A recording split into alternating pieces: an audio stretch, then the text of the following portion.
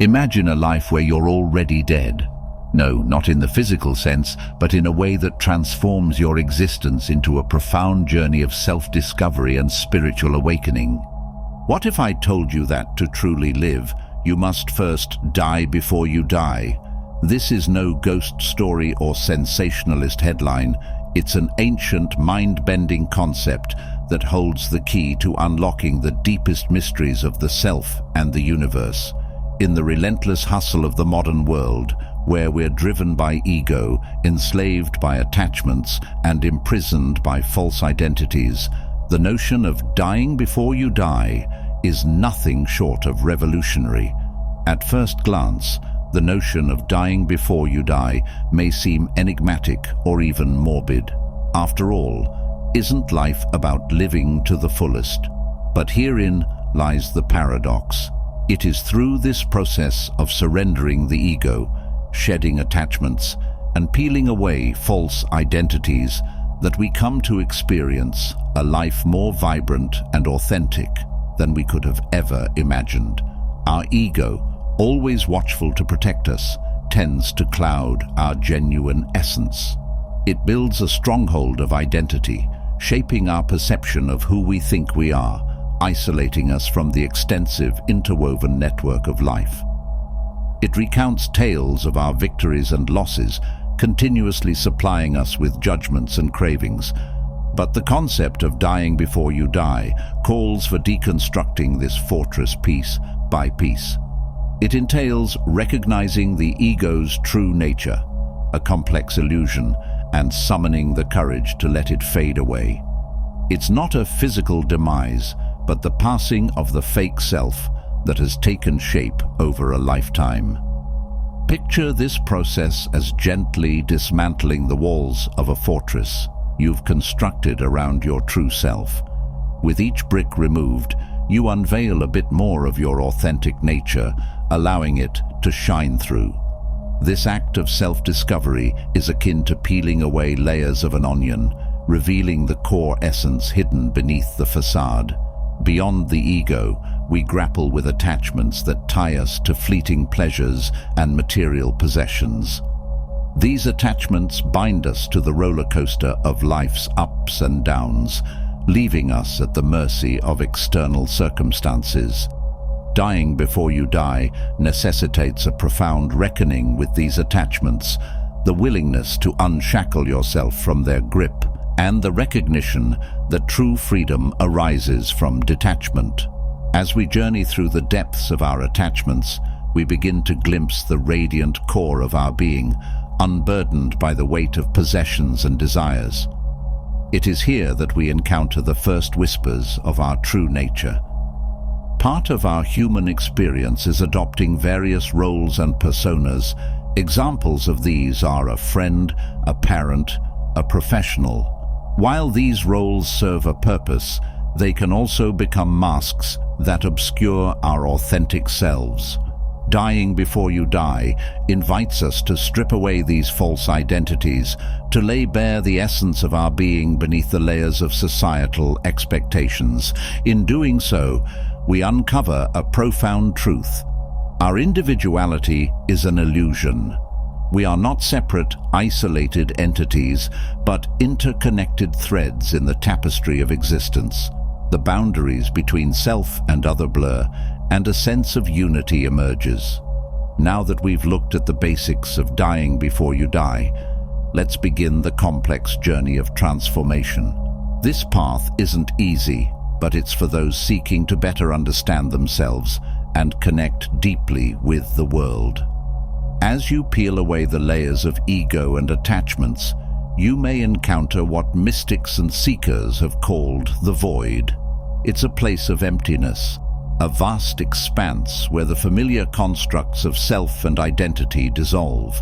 This void can be disorienting and frightening, as it challenges everything you thought you knew about yourself. Yet, it is within this void that the most profound transformation occurs. In letting go of the old, you create space for the new to emerge. It's like the empty canvas awaiting the artist's brushstroke, a realm of infinite potential. where you can begin to craft a truer, more authentic self. Surrender is the heartbeat of this transformative journey.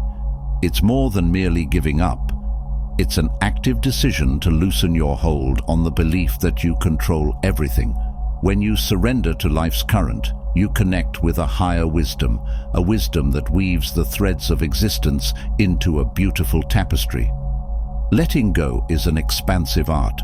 It's not just about freeing yourself from attachments, it's about embracing the present moment, the ever-shifting reality, and the enigmatic mysteries around us. It's realizing that in the grand mosaic of existence, we aren't sole architects of our lives, but co-creators within a vast, intricate universe. Picture yourself as a kite soaring in the open sky, your strings held by the unseen hand of the wind. Surrendering is like letting go of the string, allowing the wind to guide your flight. It's placing your trust in the invisible forces of nature, knowing they will carry you to where you're meant to be. In surrender, you become one with the breeze, a graceful dance where your movements harmonize with the world's intricate patterns. It's a surrender that fosters not only personal growth and profound insight, but also a deep, soulful communion with the vast expanse of the universe. In the depths of surrender and within the embrace of the void, a profound awakening occurs. It's a moment of recognition, a rekindling of your connection to the world, and a reawakening to your true nature. You realize that you are not a solitary drop in the ocean, but the entire ocean in a single drop, as the poet Rumi so eloquently put it. This awakening brings with it a deep sense of peace, contentment, and love. It is the realization that your essence is woven into the very fabric of existence, and you are an integral part of the interconnected web of life. It's a shift from seeing the world as separate from yourself to experiencing it as an extension of your being. If you find yourself on this transformative journey of dying before you die, know that you are not alone. Seek guidance from those who have walked this path before, whether through spiritual teachings, meditation practices, or deep introspection. Embrace the discomfort and uncertainty, for they are signs of growth. Trust in the process and have patience with yourself, for transformation unfolds in its own time. Be prepared to travel paths that others were afraid to take. This concept reminds me of Plato's allegory of the cave, which is a philosophical parable found in Book 7 of his famous work, The Republic. It serves as a powerful metaphor for the nature of reality, human perception, and the journey of enlightenment. In the allegory, Plato invites us to envision a group of prisoners who have spent their entire lives chained inside a dark cave. These prisoners are situated in such a way that they can only see the cave wall in front of them. They have no knowledge of the outside world. The cave is their entire reality. Behind the prisoners there is a fire burning, and between the fire and the prisoners, people pass by carrying various objects. These objects cast shadows on the cave wall, and the prisoners, unable to see the objects themselves, perceive only these shadows. To them, the shadows are the only reality they know. One day, one of the prisoners is freed and compelled to leave the cave. As he emerges into the world outside, he is initially blinded by the sunlight, which is much brighter than the dim cave. Gradually, his eyes adjust to the light, and he begins to see the real world, the trees, the sky, and all the objects casting the shadows that he once mistook for reality. Overwhelmed by this new understanding of the world, the freed prisoner feels compelled to return to the cave to enlighten his fellow prisoners about the true nature of reality. However, when he re-enters the cave, his eyes have not yet readjusted to the darkness, and the other prisoners mock him, thinking he has gone mad. Ultimately, Plato's allegory of the cave serves as a profound metaphor for the philosophical pursuit of knowledge, the contrast between appearance and reality, and the transformative journey from ignorance to enlightenment. It challenges us to question our perceptions and beliefs and to seek a deeper understanding of the true nature of the world. In the previous two parts of our exploration, we delved into the concept of dying before you die, unraveling the layers of ego, attachments, and false identities. Now, as we enter the final part of our journey, we'll examine the practical steps and daily practices that can guide you along this profound path of personal transformation and spiritual awakening. Embarking on this transformative journey starts with a simple yet profound step: cultivating self-awareness. Regularly engaging in self-reflection and mindfulness practices can be your guiding light. These practices empower you to observe your thoughts, emotions, and attachments with gentle curiosity, free from judgment. As you undertake this inner exploration, you take on the role of a silent observer, peering into the vast landscape of your inner world. This act of observation creates a spaciousness within, providing the necessary room to acknowledge and eventually release the tight grip the ego has on your sense of self. Self-awareness is like turning on a light in a dark room. It illuminates the contours of your thoughts, emotions, and attachments, allowing you to examine them more closely. This process not only reveals the patterns that govern your life, but also offers you the freedom to make conscious choices, unburdened by the constraints of the ego's illusions. Meditation and contemplative practices are powerful tools for peeling away the layers of illusion.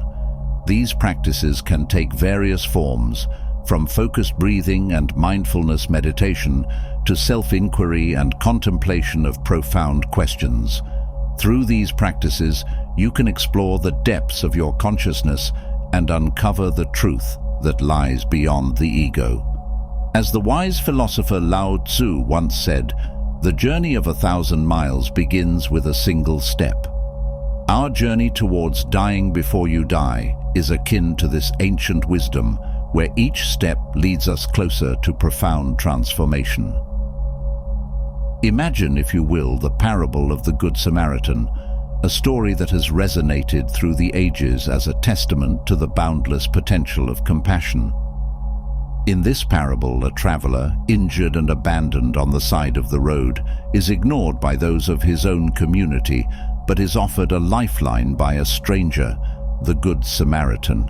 This act of extending compassion, not only to a fellow countryman, but also to a stranger in need, carries a timeless message that transcends cultural and temporal boundaries.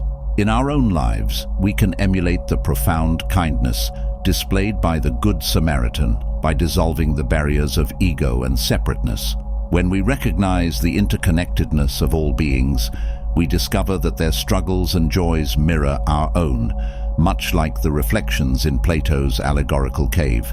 The previously discussed, Plato's cave shows us the limited perception of reality, experienced by individuals who are imprisoned within the confines of their own beliefs and perspectives.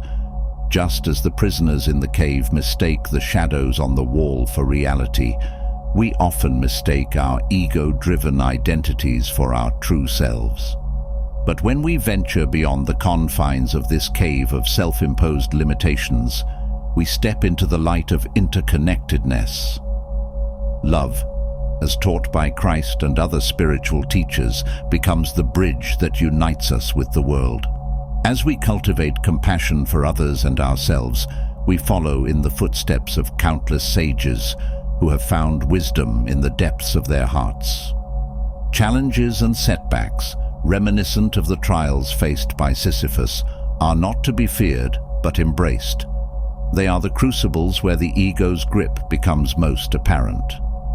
In the teachings of the Buddha, suffering is recognized as a universal truth. Yet by approaching difficulties with curiosity and a willingness to learn, we transform them into opportunities for growth. Much like the lotus that rises from the murky waters to bloom in the sunlight, the path of dying before you die is not a one-time event, but an ongoing process. Stay committed to your inner work, even when it feels challenging or uncomfortable. Transformation unfolds gradually, and each step you take brings you closer to a deeper understanding of your true nature. As you navigate this path, remember that it is a journey of love, compassion, and self-acceptance. Be patient with yourself and honor the unique rhythm of your transformation. Embrace each moment as an opportunity to awaken to the radiant truth that has been waiting within you all along, a truth that transcends the ego and celebrates the interconnected beauty of existence. I hope you enjoyed this video and learned something from it. If you did and would like to see my future videos, please leave a like and subscribe to the channel. Thanks for watching.